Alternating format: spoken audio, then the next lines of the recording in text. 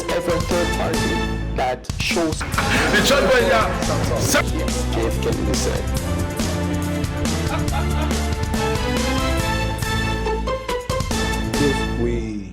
You were saying something very important about the challenges and the solutions before we went on break. I would be glad if you can look at. I appreciate the way you said, for example, you made them family first, and then you were able to see how you could manage the whole scenario. Because now this strategy, a lot of people might have the same complaint you just mentioned or highlighted. So possibly somebody is going to learn from your experience. So in just a few seconds, can you tell us how did you go further on that? Because taking as family, so what next did you do, sir?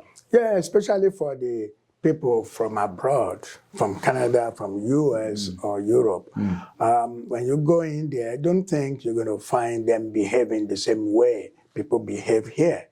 And when you see that, you don't get too negative in terms of your approach towards them. Otherwise, it will mean you are not ready. So what you do is, like I said, create a family setting. Take those young boys and girls and as your own children. Do a little bit of extras for them. Example of that is, if you look at the minimum wage in Nigeria, it's so low. And you look at the transportation cost, look at the cost of goods and services, everything is expensive. And what you can do is to see how you can make sure that you don't go by those minimum wage. Do a little bit of extras, in terms of their income. Because even if you don't do that anyway, for 2,000 Naira difference, they take off from where they were working and they go to somewhere else. Now that you have mentioned minimum wage, so I can, there's a big negotiation going on between the government and labor, and the employment, what do we call it now? So there are three parties that are involved in it now. Okay. What labor has actually brought in is about, labor is on 250,000 Naira. And what the government is bringing up is 62,000 as minimum wage Naira. So, and as today, there are some governors that are saying they can't even pay that. Since you mentioned minimum wage issue, what do you think should be the best minimum wage for Nigeria? The minimum wage... you represent the private sector, which is the third party I was trying to talk about. Yes. If you have to look at it, when you're talking about the minimum wage, you see, you're talking about the workers. Yes. Okay? And the employers also that are going to pay the minimum wage, yes, they buy things from the same market.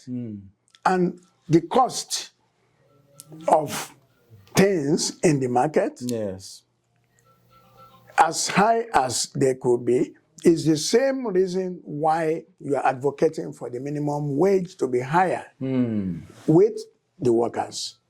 The workers are going to use that money when they get it to chase the same thing the employer is going to chase for his cost of production or for materials or things like that. So as you are in support of that high minimum wage, if the government does it, no problem.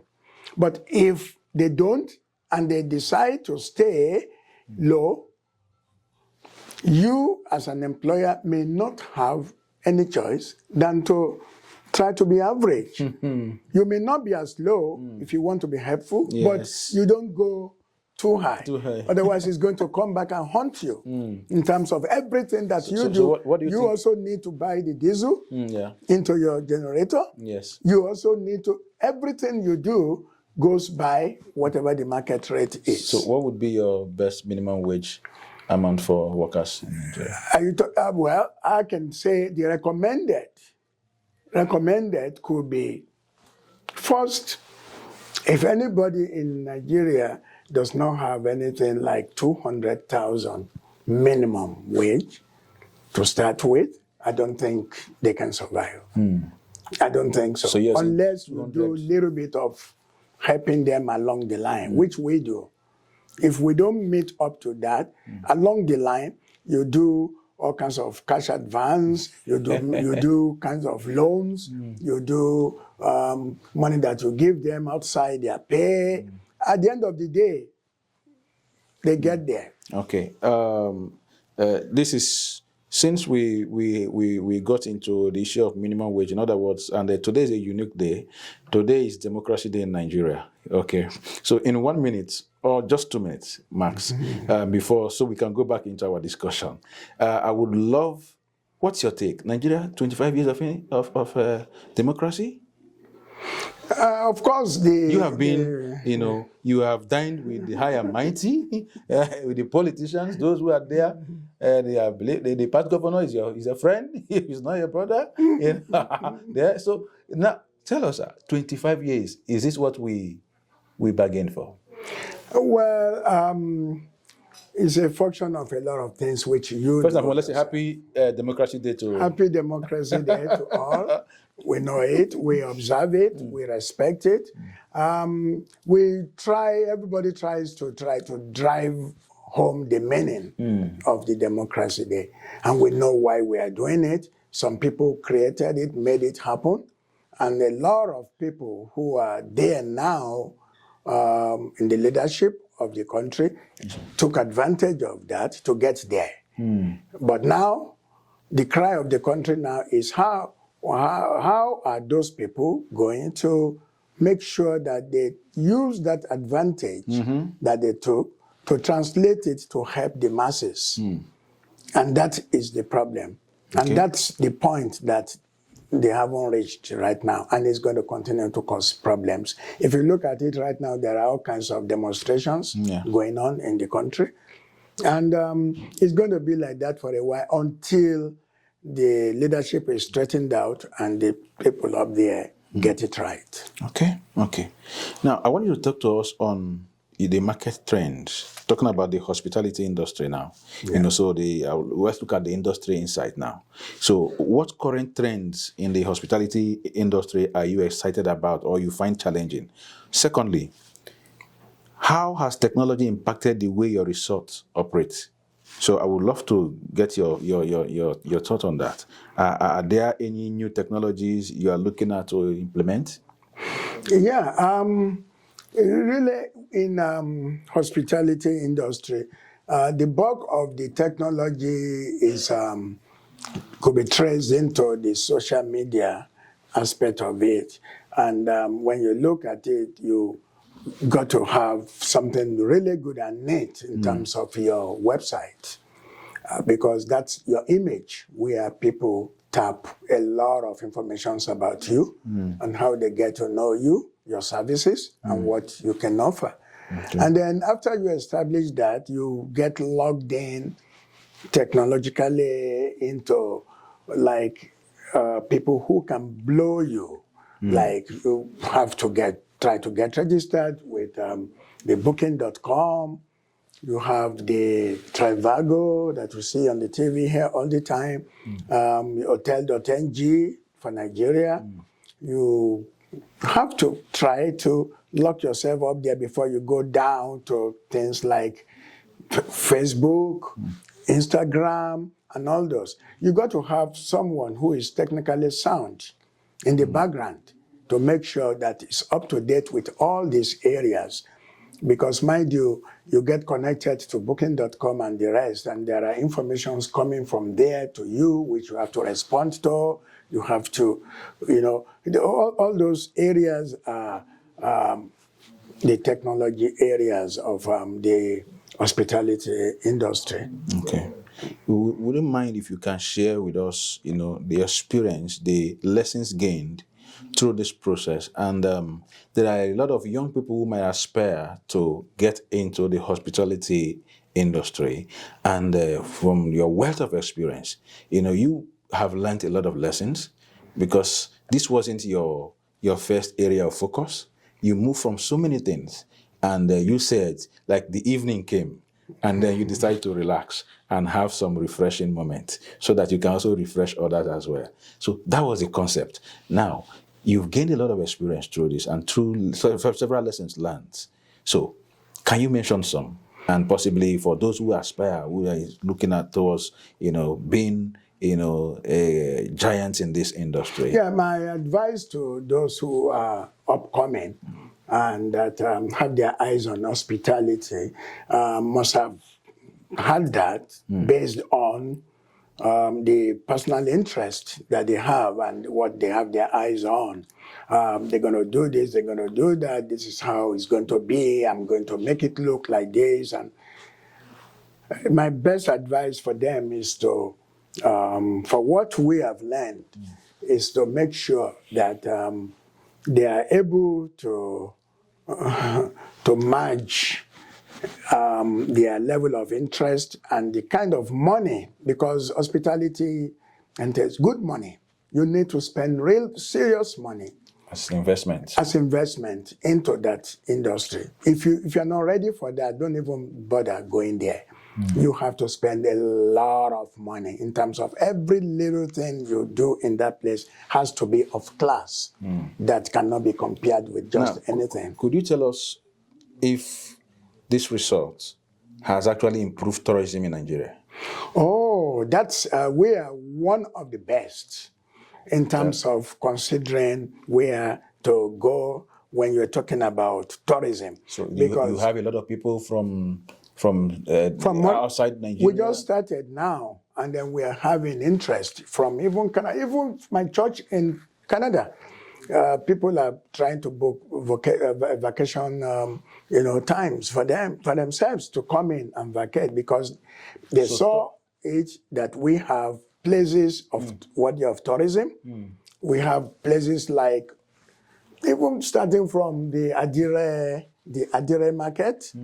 That's the tie and dye. Big, huge market of different products to look at and purchase. You have the artifacts, talking drum and all those for your tourists. And then we move them from there to places like Olumo Rock in Abeokuta. I don't know if you've heard of Olumo Rock. Sure, definitely. Yes. It's a very, very good location, a tourist attraction in Ogun State. And people go in there. We got the elevator that takes them up the hill to see the entire city. And leaving Abeokuta, you go on to Badagry, where you are familiar with the slave trade. They built the first building in Nigeria and the chain that was used for the slaves and all those. And then you leave that area, you go into Lagos, go to Lagos Island and take them around Lagos, and then go from Lagos again. You can go on far into the southwest, Ikogosi, hot water spring, where the both hot and cold water meet. The white expatriates, they get very fascinated to this. They want to see it. They want to get attached to it. And when from there you go all over to the waterfalls. So in other words, tourism in Nigeria can work effectively. Oh, yes. There's a lot of locations, places where people could, come to, because I've been. There was a time I was in the flight, I think Ethiopia Airline or so, and I had a lot of people who were, on that flight. Most of them. Okay, I was living in Cape Town, and majority of the people that had a connecting flight via that flight were going to England, were going to several European countries and all that, even US, and. What did they come to do in Cape Town? They came for tourism. I am telling you that over about 90% of the people were tourists. So, and I think Nigeria has a lot to offer in that field. They have a lot. They don't have to get into the plane. What should the government do, sir, as it is? With what you people have put in resorts and all that. So, what are we doing? What is the push? How do we need to get this? I know individuals are doing it, but you need certain things to work properly as well. I may be wrong. Unfortunately, what the government has to do is not something easy to meet. What you see here that makes it interesting is the fact that once you have a mere interest in that area, hospitality. There is a body here that you can approach for funding. They look at your interest, they look at how far you've gone, they look at what you want to do, and they support you. They support you with funds. But unfortunately, over there, nobody supports you, except when you go into the bank and they give you the loan that will make them come back and take over that property or that project. They give you interest that will kill you, interest rate that will kill you. So it's not the same thing. Now, you talked about, now you brought Canada into it and the Western world. So tell me, Teju Apartments Resort. So what is the plan? It's filtering into my ears that something is about to happen in the nation of Canada. In Canada, yes. So tell me, tell us, let's hear. Yes, thank you very much. What you have seen in our documentary, in the video, and people kept calling me all over the place that, is this in Nigeria? Are you sure this is in Nigeria? And with a lot of comments from people, I got really worked up with that. And I looked at what it is that I can do to replicate that in Canada. Then I live in Brampton right now. And right now, as I'm talking to you, my house is sold and I'm on my way to Niagara. Niagara? Yes. The tourist city. It's the foremost tourist attraction city in the whole of Canada. As a matter of fact, Niagara today is the Canada small Las Vegas of United States. Las Vegas, where you have casinos, you have all kinds of things there. You know Las Vegas. In Niagara, we have the waterfalls. We have all kinds of casinos. We have the Disney line, which is the Clifton Hill, if you've been to Niagara.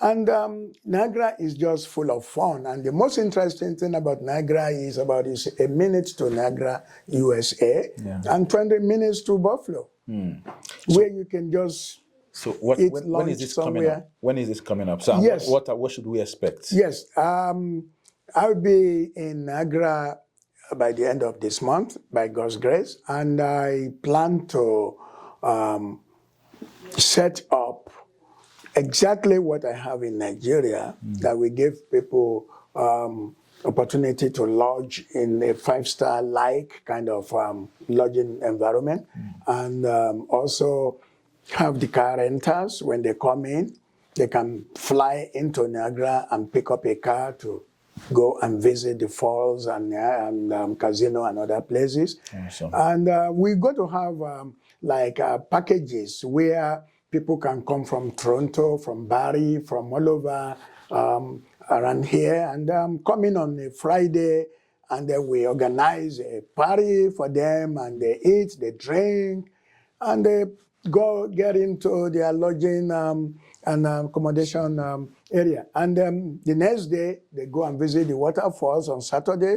Then they visit the casino. They go to the Clifton Hill, which is like the Wonderland, with their children. And Sunday, if they want to go to the U.S. and still come back to Toronto the same Sunday for the Monday walk.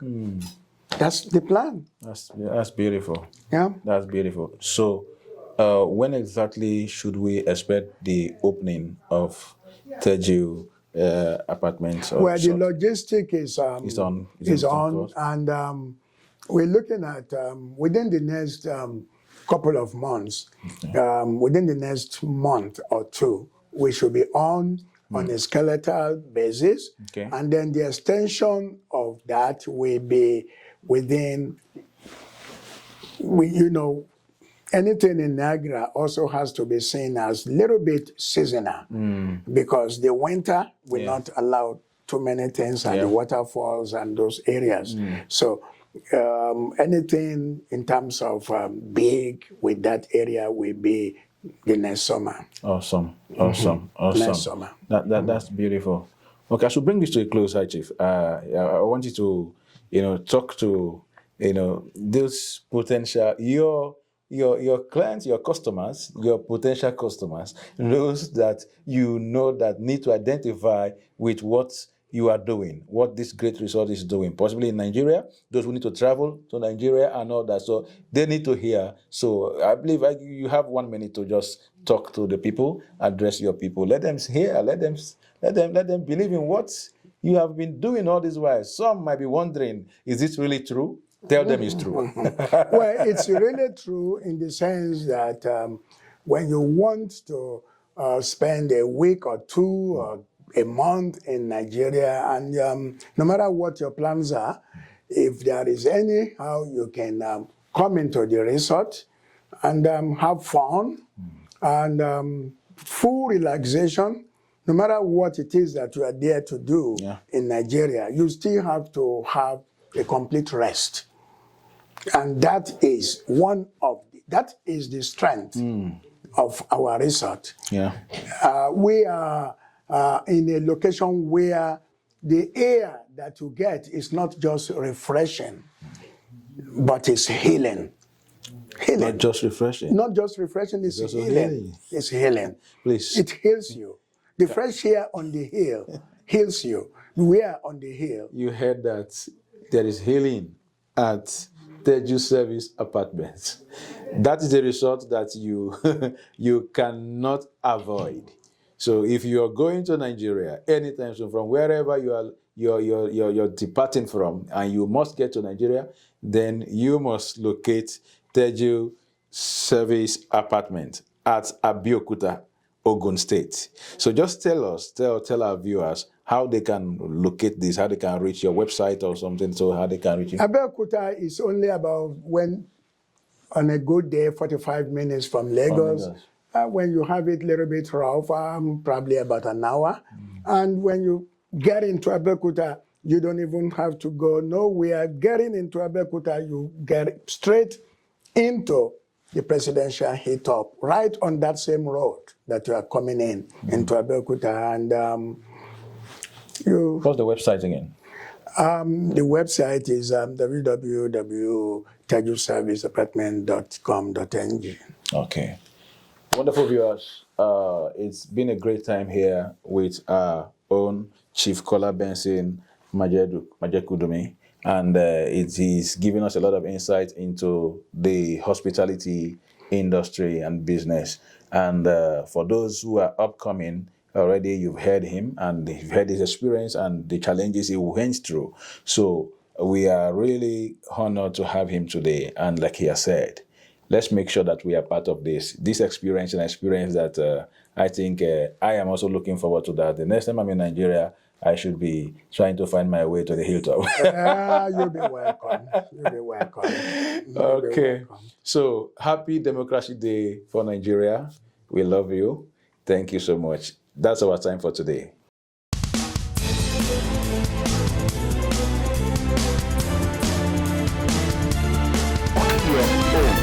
It builds every third party that shows. The church boy, Yes, JFK said.